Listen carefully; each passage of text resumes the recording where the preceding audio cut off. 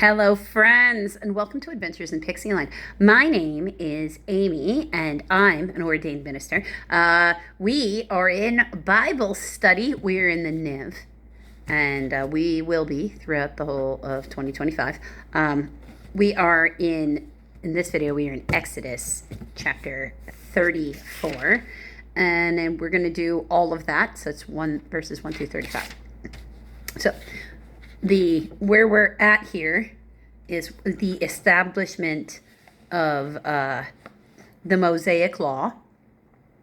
The golden calf was made by Aaron, who was made the head priest. And then there were 2 stone tablets, and Moses threw them on the ground because he was upset by the golden calf. Worshipping a golden calf, along with a bunch of other various types of statues or anything of that nature, was common in Egypt, where they would have just come out of. So it would have been the type of worship that they would have been required to do in their Egyptian households if they were living with people. The Lord said to Moses, "Chisel out 2 stone tablets like the first ones, and I will write on them the words that were on the first tablets which you broke. Be ready in the morning and then come up on Mount Sinai. Present yourself to me there on the top of the mountain. No one is to come up with you or be seen anywhere on the mountain. Not even the flocks and herds may graze in front of the mountain." So absolutely nobody. So Moses chiseled out 2 stone tablets like the first ones and went up Mount Sinai early in the morning as the Lord commanded him. And he carried the 2 stone tablets in his hands. You know, because in my brain, they're like this big, and they're like, and I'm picturing this 80-year-old man trekking these tablets up the mountain. So maybe that's why they were double-sided, because you could only get so many sentences on each side. Like maybe 3 on one side and then 2 on the other. I can't imagine that. Then the Lord came down in the cloud and stood there with them and proclaimed his name, the Lord. And he passed in front of Moses, proclaiming, the Lord, the compassionate and gracious God, slow to anger, abounding in love and faithfulness, maintaining love to thousands, and forgiving wickedness, rebellion, and sin." Yep. "Yet he does not leave the guilty unpunished. He punishes the children and their children for the sins of the fathers to the 3rd and 4th generation." We would know that in these, so you can look at it as in a sense of generational trauma, or you could look at that as in a sense of generational karma. I think of it more in the case of generational karma. If you've got raggedy, souled behavior, at one level, and, the next generation doesn't learn to behave differently, and they repeat those mistakes, and then they teach them, and then they teach them. And no matter what side of any playing field in this country that you feel like you're on right now, you probably do feel like you're seeing exactly that play out before your eyes. Moses bowed to the ground at once and worshipped. "O Lord, if I have found favor in your eyes," he said, "then let the Lord go with us. Although this is a stiff-necked people, forgive our wickedness and our sin, and take us as your inheritance. Take us as your inheritance." Then the Lord said, "I am making a covenant with you. Before all your people, I will do wonders never done in any nation in all the world. The people you live among will see how awesome is the work that I, the Lord, will do for you. Obey what I command you today. I will drive out before you the Amorites, the Canaanites, the Hittites, the Perizzites, the Hivites, and the Jebusites. Be careful not to make a treaty with those who live in the land where you are going, or they will be a snare among you. Break down their altars, smash their sacred stones, and cut down their Asherah poles. All right, so A, that is a symbol of the goddess Asherah. These idols, in particular here, are fertility, because Baal and Asherah. Fertility, in the sense of the native culture's opinion, gods and goddesses. In the sense of God's opinion, demons. And they did have various forms of child sacrifice involved. And it did indeed involve setting things like setting children on fire, or, any other number of just terrible, just if you can think of the, like you just take setting children on fire, and then just every form of abuse you can think of, under that. That too.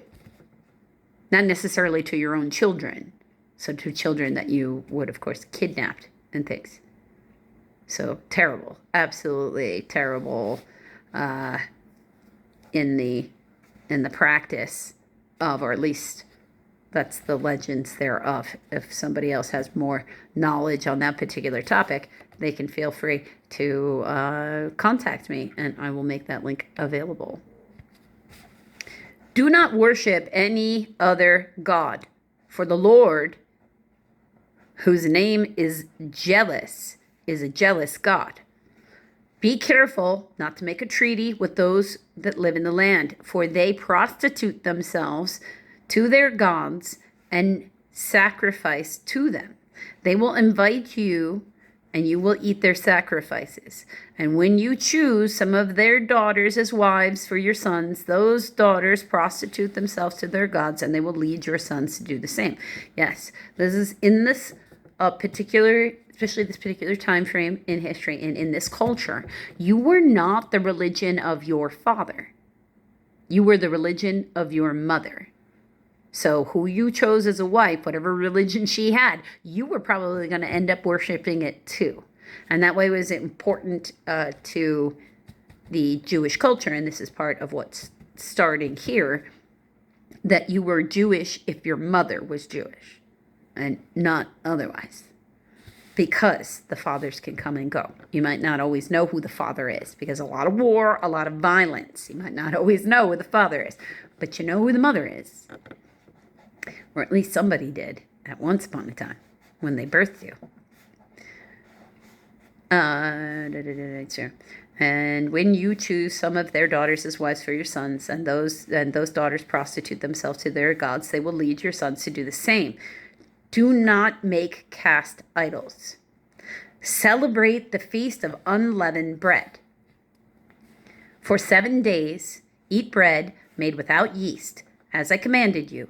Do this at the appointed time in the month of Abib, for that is the month you came out of Egypt. The first offspring of every womb belongs to me, including all firstborn males of your livestock, whether from herd or flock. Redeem the firstborn donkey with a lamb, but if you do not redeem it, break its neck. Redeem all your firstborn sons. No one is to appear before me empty-handed. 6 days you shall labor, but on the 7th day you shall rest. Even during the plowing season and the harvest, you must rest.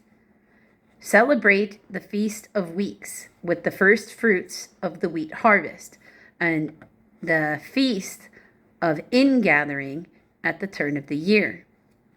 That is the fall. 3 times a year, all your men are to appear before the sovereign Lord, the God of Israel. I will drive out nations before you and enlarge your territory, and no one will covet your land when you go up 3 times each year to appear before the Lord your God. So you can leave your dwelling place unattended, he's saying. We'll make sure that it will be safe. You can come back and it will still be your house. You won't find other people living in it. Do not offer the blood of a sacrifice to me along with anything containing yeast, and do not let any of the sacrifice from the Passover feast remain until morning. Bring the best of the firstfruits of your soil to the house of the Lord your God. Do not cook a young goat in its mother's milk. Then the Lord said to Moses, write down these words, for in accordance with these words I have made a covenant with you and with Israel. Moses was there with the Lord 40 days and 40 nights without eating bread or drinking water. And he wrote on the tablets the words of the covenant, the 10 commandments. The radiant face of Moses. When Moses came down from Mount Sinai with the 2 tablets of the testimony in his hands, he was not aware that his face was radiant because he had spoken with the Lord. When Aaron and all the Israelites saw Moses, his face was radiant, and they were afraid to come near him. But Moses called to them. So Aaron and all the leaders of the community came back to him, and he spoke to them. Afterward, all the Israelites came near him, and he gave them all the commands of the Lord had given him on Mount Sinai. When Moses finished speaking to them, he put a veil over his face. But whenever he entered the Lord's presence to speak with them, he removed the veil until he came out. And when he came out, he told the Israelites what had been commanded, they saw that his face was radiant. Then Moses would put the veil back over his face until he went in to speak with the Lord. So they couldn't handle the high level light quotient that he had, that he was physically radiating out this energy of healing and love, because it's God, so it's healing and love. So they couldn't handle it, and they got restless, and they'd be like, you gotta mask your face, we can't handle it, because they knew they had to listen, but they also couldn't sit still. They couldn't stop being afraid. They couldn't focus on the words because of the amount of light.